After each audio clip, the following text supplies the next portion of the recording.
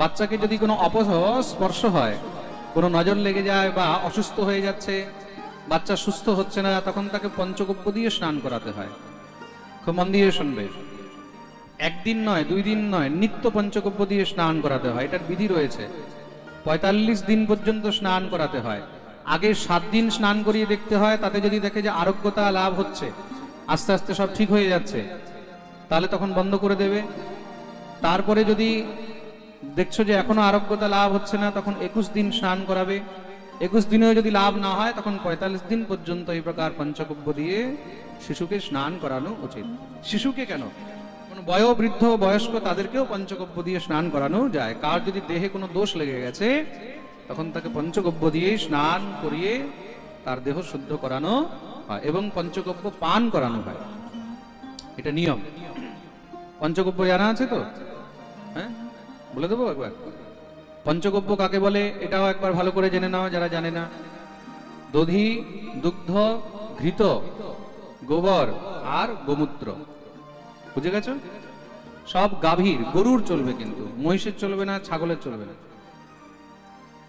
প্রেম সে বলো। তুমি ভাবলে যে পঞ্চগব্য মার্কেট থেকে আমুলের দই নিয়ে আসবো, আমুলের দুধ নিয়ে আসবো, না না বাবা, ওগুলোর মধ্যে ছাগলের, মহিষের, গরুর, উটের কিসের কিসের দুধ থাকে বুঝতেও পারবে না। তার জন্য যেগুলো অরিজিনাল গাভীর দুগ্ধ, অরিজিনাল গোদুগ্ধ থেকে যেই ঘৃত হচ্ছে, যে দই হচ্ছে, সেইগুলোই কিন্তু এখানে উপযোগে আনতে। ভগবানের যখন অভিষেক হয়, অভিষেকের সময় পঞ্চগব্য ইত্যাদি লাগানো হয়। গোমূত্র, গোবর, এগুলো হলো পঞ্চগব্য। আর পঞ্চামৃত আলাদা। পঞ্চামৃত হলো দধি, দুগ্ধ, ঘৃত, মধু আর শর্করা, ওইটা আলাদা। এখানে আমরা কিসের বিষয়ে চর্চা করছি? জোরে বলো। পঞ্চগব্য। সৎসঙ্গ করলেই তখন গিয়ে অন্তরের মল, অন্তরের মলিনতা নষ্ট হয়। কেন? তুমি যত ফালতু বসে থাকবে, যত খালি বসে থাকবে, যত তুমি বিষয়ের মধ্যে ঢুকে থাকবে, যত তুমি গৃহকার্যের মধ্যে থাকবে, ততই কি হবে? তোমার ভিতরে এই সাংসারিক বিষয়ের বিষ আস্তে আস্তে বাড়তেই থাকবে। তাই বিষ যেন না বাড়ে, এই বিষকে কি করে দমন করা যায়? অন্তর ইন্দ্রিয়কে কি করে শুদ্ধ করা যায়? রাগ, দেশ, হিংসা, মদ, মৎসর, এগুলো থেকে কি করে মুক্ত হওয়া যায়? বলে যত তুমি ভগবত সান্নিধ্যে থাকবে, যত তুমি গোবিন্দের শরণাগতি নিয়ে থাকবে, যত তুমি হরিকথা শুনতে থাকবে, ততই তোমার অন্তর, আত্ম ইন্দ্রিয় শুদ্ধ থাকবে। তার জন্য তারা সবাই মিলে সেখানে সৎসঙ্গের জন্য উপস্থিত হয়েছে।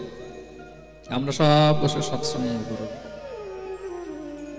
সৎসঙ্গ কিভাবে হবে? তার জন্য কোনো বক্তা চাই, পাঠক চাই। পাঠক ছাড়া সৎসঙ্গ শোনাবে কে? তাদের মধ্যে এখন উত্তম বক্তা কে? কার মুখে পাঠ শোনা উচিত? বলে এমন পাঠক, এমন বক্তার মুখে হরিকথা শ্রবণ করবে, যার কথা শুনে যেন একদম হৃদয় আনন্দিত হয়ে যায়, প্রফুল্লিত হয়ে যায়, যেন মন লেগে থাকে, যেন আরো শুনতে ইচ্ছা করে। তার জন্য বক্তাকে কেমন হওয়া উচিত? বলে দৃষ্টান্ত কুশলো ধীর বক্তা কার অতি নিষ্পৃহ, যে হরিকথা, ভগবত কথা, শাস্ত্র কথাকে একদম ধীর গম্ভীর ভাবে, ললিত ভাবে, মানে একদম সহজ সরল করে সুন্দর দৃষ্টান্ত ইত্যাদি দিয়ে আমাদেরকে বোঝাতে পারে। প্রেম সে বলো। শাস্ত্র বার্তাও যদি কর্কশ হয়, তখন সেটাও কিন্তু অন্তরে ঢোকে না। শাস্ত্র বার্তা যখন সরল হয়, সহজ হয়, মধুর হয়, তখন সেটা অন্তরে প্রবিষ্ট হয়। জীবনে কখন কার প্রতি কিভাবে আসক্তি হয়ে যাবে, এটা কখনো কেউ বলতে পারে না। মনে রাখবে, আসক্তি যে মানুষের প্রতি হবে তাই নয়। স্বামীর প্রতি আসক্তি হবে, বা স্ত্রীর প্রতি আসক্তি হবে, সন্তানের প্রতি আসক্তি হবে, মাতা পিতার প্রতি আসক্তি হবে, না না না না। আসক্তি তো ঘরের গরুর প্রতিও হয়ে যায়, ছাগলের প্রতিও হয়ে যায়, বিড়ালের প্রতিও হয়ে যায়, কুকুরের প্রতিও আসক্তি হয়ে যায়। হরিণের প্রতি আসক্তি হয়ে গেছে, কখন কার প্রতি যে কিভাবে আসক্তি হয়ে যাবে কেউ বলতে পারে না। গুরুর শিষ্যের প্রতি আসক্তি হয়ে যায়, শিষ্যের গুরুর প্রতি আসক্তি হয়ে যায়, বন্ধুর বন্ধুর প্রতি আসক্তি হয়ে যায়। আসক্তি যে কোনো জিনিস, যে কোনো বিষয়, যে কোনো বস্তু, যে কোনো ব্যক্তির প্রতি যে কোনো সময় হতে পারে। প্রেম সে বলো।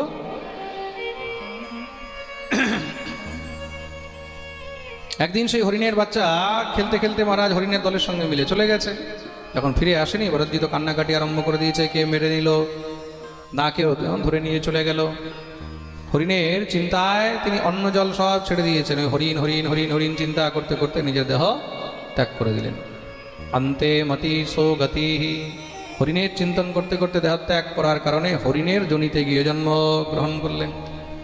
হরিণ রূপে জন্ম পেয়েছেন, কিন্তু পূর্বজন্মের সাধনার প্রতাপে সব মনে ছিল। কাঁদতে লাগলেন, প্রভু একবার আসক্তির কারণে আমি মৃগ হয়েছি, আমি এই দেহ পরিত্যাগ করে আবার মনুষ্য জন্ম পেতে চাই। কেন? যা ভুল হয়েছে সেই ভুল আর আমি করতে চাই না, আমি এবার মনুষ্য জন্ম নিয়ে শুধু তোমার ভজন করতে চাই। মনে রাখবে, 84 লক্ষ জনির মধ্যে একমাত্র মানব জনিকে শ্রেষ্ঠ কেন বলা হয়েছে? মনুষ্য জন্ম নিয়েই কিন্তু মানুষ ভগবানের ভজন করতে পারে। মনে রাখবে, পশু পক্ষী এরা হরিভজন করতে পারে না। কেন? তাদের মধ্যে সেই বিবেক, সেই বুদ্ধি নেই। তার জন্য বলা হয়েছে দুর্লভ মানস জন্ম দেহিনাম ক্ষণভঙ্গুর তত্রাপি দুর্লভো মন্যে বৈকুণ্ঠ দর্শনম। তার জন্য এই মনুষ্য জন্ম কিন্তু অনেক দুর্লভ, অনেক ভাগ্যে মনুষ্য জন্ম পাওয়া যায়। জীবনে কখনো কোনো বস্তুর কোনো অভিমান করবে না। এই পদ, এই প্রতিষ্ঠা, এই যশ, এই বৈভব, এগুলো কখনো কারোর পার্মানেন্ট না ছিল, না আছে, না থাকবে। जगत में कोई ना परमानेंट, राष्ट्रपति हो, जनरल, चाहे राष्ट्रपति हो, जनरल हो, चाहे कर्नल हो, এই সংসারের মধ্যে কেউ পার্মানেন্ট নেই। আছে কি? হ্যাঁ, राष्ट्रपति हो, जर्नल, कर्नल या हो लेफ्टिनेंट, जगत में कोई ना परमानेंट। সংসারের মধ্যে কেউ পার্মানেন্ট। তুমি ভাববে যে আমি সবসময় সুন্দর থাকবো, থাকবে না। সবসময় জোয়ান থাকবো, থাকবে না। সবসময় তোমার পদ থাকবে, থাকবে না। সবসময় প্রতিষ্ঠা থাকবে, থাকবে না। সবসময় যশ থাকবে, থাকবে না। বৈভব থাকবে, থাকবে না। কিছুই পার্মানেন্ট। যত এই সেজে গুজে আমরা ঘুরে বেড়াই না, क्रीम लगा लो, साबुन लगा लो, चाहे लगा लो सेंट, जगत में कोई ना परमानेंट। যতই ক্রিম পাউডার সাবান লাগাও, যতই মহারাজ মেকআপ করো, যতই কিছু করো, কিছুই পার্মানেন্ট নেই। জীবনে তার জন্য কোনো বস্তুর অভিমান করতে নেই। অভিমান হলো একমাত্র পতনের মূল কারণ। আর এই সংসারের মধ্যে অভিমান থেকে বড় নেশা আর কিছু নেই। কিন্তু মদের নেশা রাত্রে ঢোকে আর সকালে বেরিয়ে যায়, তাই তো? সকাল হলে নেশা নেমে যাবে, কিন্তু অভিমানের নেশা যতক্ষণ পর্যন্ত জীবনে ঝটকা খাবে না, ততক্ষণ পর্যন্ত সহজে বেরোবে না। প্রেম সে বলো। কার কার তো মৃত্যু পর্যন্ত অভিমান শেষ হয় না। উপদেশ করলেন, সৎকর্ম করো। কর্ম কত প্রকারের? 3 প্রকারের কর্ম হয়। এক হলো সৎকর্ম, আরেক হলো অসৎকর্ম, আরেক হলো মিশ্রিত কর্ম। যারা সৎকর্ম করে, দান ধর্ম, পূজা পাঠ, জপ তপ, অনুষ্ঠান, তারা কি হয়? তারা স্বর্গ সুখ ভোগ করে, আনন্দ ভোগ করে। তার জন্য জীবনে যদি সুখ ভোগ করতে হয় ইহজন্মে পরজন্মে, তার জন্য যত পারবে তত সৎকর্ম করবে। আর কেউ কেউ আছে যারা অসৎকর্মের মধ্যে লিপ্ত থাকে, চুরি ডাকাতি, লুট হত্যা, মিথ্যা পাখণ্ড, দালালি, এগুলো সব মহারাজ অসৎকর্ম করতে থাকে। তারা কি হয়? নরক ভোগ করে, কষ্ট ভোগ করে, সমাজের মধ্যে অপমান ইত্যাদি ভোগ করে থাকে। আর কেউ কেউ আছে যারা মিশ্রিত কর্ম করে। মিশ্রিত মানে কোথাও মহারাজ 10 লাখ মেরে দিল, কোথাও 2 লাখ দান করে দিল, কোথাও মহারাজ কার কিছু হরণ করে নিল, আর অন্য জায়গায় কোথাও মহারাজ কিছু দান করে দিল। এগুলো হলো মিশ্রিত কর্ম। যারা মিশ্রিত করে তারা মিশ্রিত ফল ভোগ করে। প্রেম সে বলো। জীব যেমন কর্ম করবে তেমনই ফল ভোগ করবে। তার জন্য যত পারবে, দেখুন সবাই একটা জিনিস মন দিয়ে শুনবে, জীবনে যদি পুণ্য না করতে পারো তাহলে একটা জিনিস মনে রেখে নেবে, জীবনে একদম ভালো করে ঘরের মধ্যে চায় লিখে বড় বড় অক্ষরে সাজিয়ে রেখে দাও, বলে জীবনে কোনো সময় কাউকে কষ্ট দেব না। তুমি যদি কারোর ভালো না করতে পারো তাহলে কারোর খারাপ কখনো করতে जो ना भला किसी का कर न सको तो बुरा किसी का मत करना। फूल नहीं बन सकते तो कांटे बनकर मत रहना। কার জীবনে যদি ফুল না বিছাতে পারো তাহলে কাঁটা কখনো বিছাবার চেষ্টা করবে না। ভালো না করতে পারলে খারাপটা কখনো করবে না।